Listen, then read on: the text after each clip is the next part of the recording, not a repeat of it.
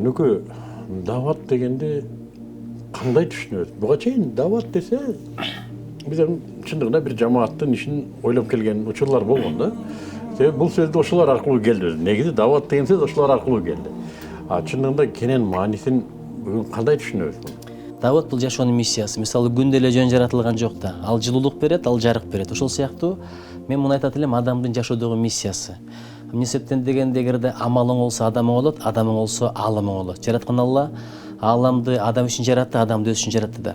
Ошон үчүн ушул дүйнөнүн жоопкерчилигин адам өзүнө алгандан кийин адам дайыма мындай оңолдун үстүндө болуш керек да. Ордунда турбайт, илим деле, ыйман деле жарыкка кетет же алдыга кетет.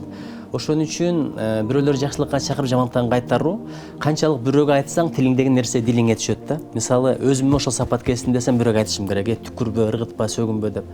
Ошон үчүн менин жашоом ушул 24 саат бою эле дават болсо деп тилейм да. Анткени бүгүн келаттым, бирөө 2 жолу машинасынан башын чыгып түкүрдү.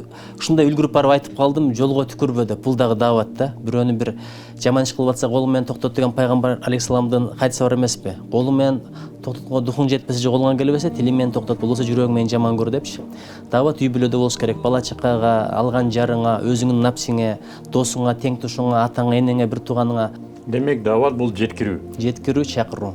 Коомдун өзүнө өзү үгүт кылуу, өзүнө өзү насаат кылуу кубулуштары барбы? Ар бир группа интересов деп коет го орусча, англисче stakeholder. Ар бир чөйрөнүн өзүнүн даваты бар. Мисалы, бизнесмендердин даваты бар, өзүнүн бизнесин рекламалап атат. Саясатчылардын даваты бар, биздин партия укмуш деп өзүнүн электоратын кеңейтип атат. Бир гана интеллигенция уктап атат да, интеллигенция да бир элге чыгыш керек. Анан молдокелердин даваты бул ыйманга, динге чакырган. Бирок эми саясаттагы даваттын айырмасы эмнеде? Мага добуш болсо, атагым чыкса, бийликке келсем деген ниет болот да. Анан мамлекет кызмат иштеп калдым. Биздин телефон шыңгырай берет эле ак үйдө иштегендечи. Эмне себептен дегенде наградной отделбу деп өтө көп кайрылышат да. Ошо тиги ишти кылып койдум эле, бул ишти кылып койдум эле, мага даңк медалин бер же болбосо манас орденин алайын, же ардак грамота бер дегендер да көп да. Телефондон ортого киши салат, айтор ушундай бир өтө кызыгуулар көп да. Ал эми чыныгы дават бул жөн гана жараткан ыраазычылыгы деген да. Эч ким билбей эле койсо, адамдар оңоло берсе депчи. Анан дават деген менин пикиримде бул жакшы жүрүм турум, жакшы кулк мүнөз. Анткени адам уккан эмес, көргөнүн ээрчит. Анткени үлгү ээрчитет да. Адам уккан жөн угуп коет.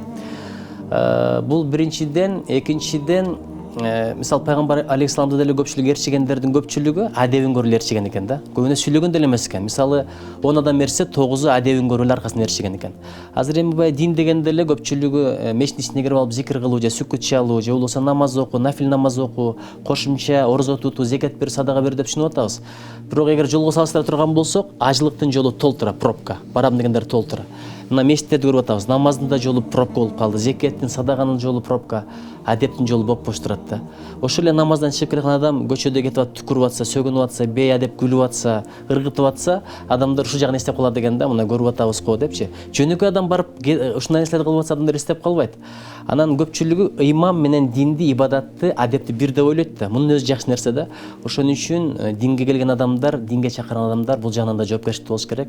Адепке көңүл бөлсөк жакшы болот эле.